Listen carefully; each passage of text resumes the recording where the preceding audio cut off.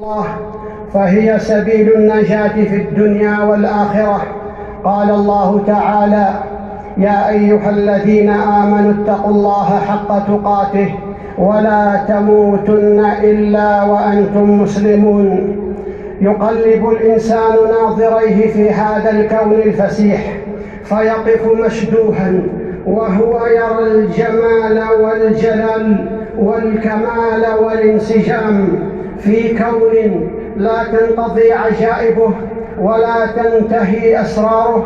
والقرآن يحث على التدبر والتفكر في ملكوت السماوات والأرض. قال الله تعالى: خلق السماوات والأرض بالحق يكور الليل على النهار ويكور النهار على الليل. ترى في كل يوم إعجازا وإتقانا، ليل يجيء ونهار يذهب.